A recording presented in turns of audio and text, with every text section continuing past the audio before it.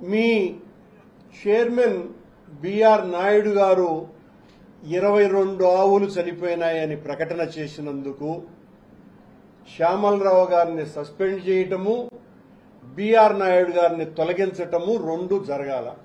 మీరేమో ఒక్క ఆవు కూడా చనిపోలేదు అని మీరు చెప్పినారు. మీరు చెప్పి అంతా కలిపితే 2-3 గంటలు కూడా కాలేదు.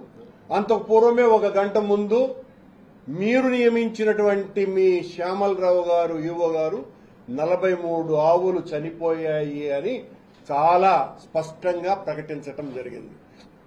అలాగే అధ్యక్షుడు బిఆర్ నాయుడు గారు కూడా నిన్న పత్రికా సమావేశంలో చెప్పటం జరిగింది. ఇది నా మొదటి విషయం. అయితే రెండవ విషయం, నేను 3 రోజుల క్రితం ఆ గోమాతలు చనిపోతున్నాయి అనని ఏ ఫోటోలైతే చూపిస్తూ నేను మాట్లాడానో అవి ఫేక్ అని, మార్ఫింగ్ అని టీటీడీ ప్రకటన చేసింది. దానితో పాటు తెలుగుదేశం పార్టీ పెద్ద ఎత్తున సోషల్ మీడియాలో వైరల్ చేసింది. నేను చూపించినటువంటివి ఒక్కటంటే ఒక్కటి కూడా మార్ఫింగ్ కాదని, ఆ గోవులన్నీ కూడా శ్రీ వెంకటేశ్వర గోశాలలో చనిపోయినటువంటివే, అక్కడ తీసిన ఫోటోలేనని కట్టుబడి ఉన్నా, భగవంతుని మీద ప్రమాణం చేస్తున్నా. నేను అలా చెప్తే మీరు నమ్మరు కాబట్టి ఏ విచారణకైనా నేను సిద్ధం. మీరు ఏ విచారణ చేసైనా కూడా నా మీద చర్య తీసుకోవచ్చు. నేను కట్టుబడి ఉన్నా. ఒక్క ఫోటో కూడా మార్ఫింగ్ కాదని, అది గోశాలలో చనిపోయినటువంటి ఆవుల ఫోటోలేనని తెలియజేస్తున్నాం. ఇక నిన్న అధ్యక్షులు గౌరవనీయ బిఆర్ నాయుడు గారు మాట్లాడుతూ, చనిపోయిన ముసలి ముతక ఆవులు చనిపోకుండా ఉంటాయా, మనుషులు కూడా చచ్చిపోకుండా ఉంటారా, 22 ఆవులు చచ్చిపోయినాయి అని చెప్పినాడు. నేను చూపించిన ఫోటోలలో 70% పైగా లేగ దూడలే.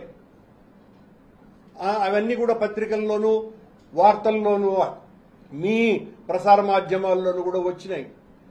మరి బిఆర్ నాయుడు గారి దృష్టిలో లేగదూడలు వృద్ధాప్యంతో చనిపోయినాయా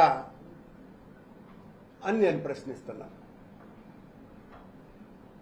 నేను చెప్పినటువంటి ఆవులు చనిపోనే లేదు అని చెప్పినటువంటి మీరు మొదటేమో చనిపోలేదని చెప్తారు, ఆ తర్వాత ఇన్ని చనిపోయినాయని, ఈ తిరుపతి శాసనసభ్యుడు 40 చనిపోయినాడని ఆయన ఒక ప్రకటన ఇచ్చినాడు, 40 చచ్చిపోయినాయి అని. ఇంకొక ఆయన బీజేపీ అని, తెలుగు బీజేపీ నాయకుడు, ఆయన కూడా ఇలాంటి మాటలే మాట్లాడడం కూడా జరిగింది. ఏది నిజం అంటే, నేను చేసినటువంటి ఒక నిజమైన ఆరోపణ మీ గుండెల్లో గుబులు కుట్టించి భయపడి మీ ఇష్టం వచ్చినట్టుగా మాట్లాడుతున్నారు. నిన్న అధ్యక్షుడు నాయుడు గారు మాట్లాడుతూ, నీ అంతు చూస్తా, నీ మీద క్రిమినల్ కేసులు పెడతాం, రాష్ట్రమంతా పెడతాము అని అన్నాడు. అంటే రాష్ట్రమంతా పెడతాము అని అంటే, రాష్ట్రమంతా పెడతామంటే అర్థం ఏందో అర్థమైపోయింది.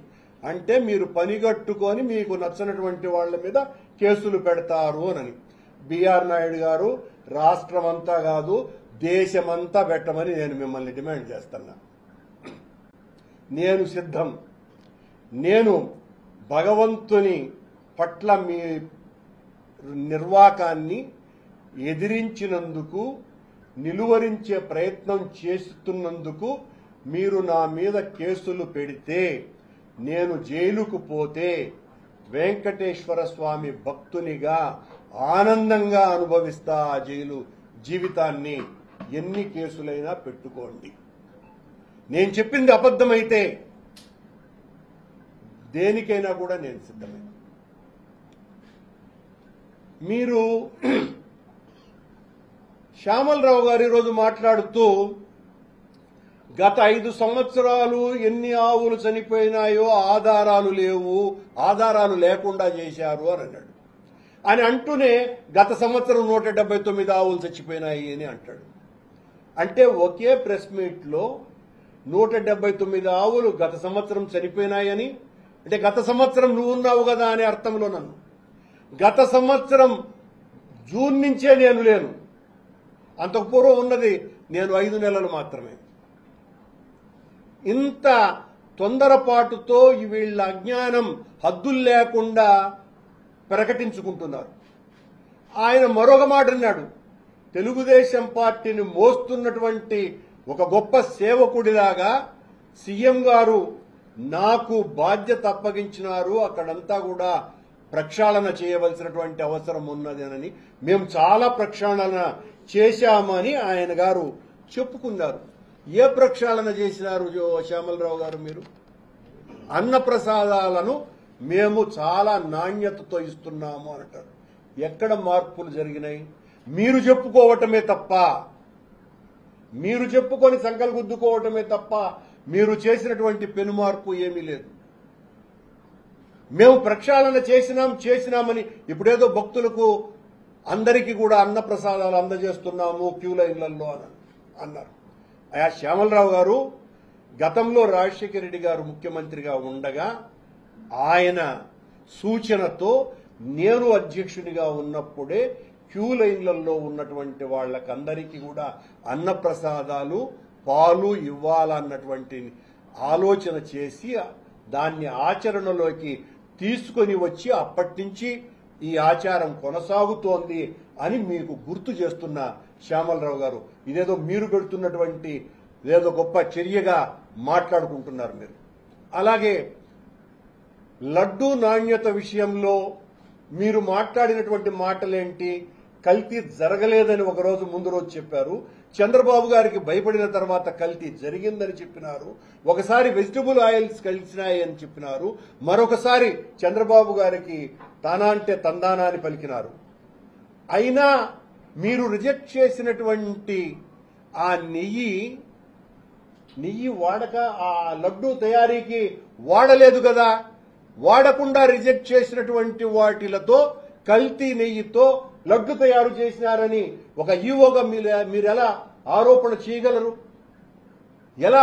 ఒకవేళ రాజకీయపరమైనటువంటి విమర్శలైతే రాజకీయాలు చేయవచ్చు, కానీ ఈవో స్థాయి ఒక సీనియర్ ఐఏఎస్ అధికారిగా ఉండి మీరు ఈ రకమైనటువంటి ఆరోపణ ఏ రకంగా చేయగలరు శ్యామలరావు గారు? అంటే ఒకవేళ మీరు జరుగుంటే మీకంటే సీనియర్లు అయినటువంటి జవహర్ రెడ్డి గారు, ధర్మారెడ్డి గారుల సమయంలో జరిగినట్టు అని మీరు అంగీకరిస్తారా, ప్రకటిస్తారా? జరిగిందేనని జవహర్ రెడ్డి గారు ఈ రకంగా చేశారని ప్రకటిస్తారా?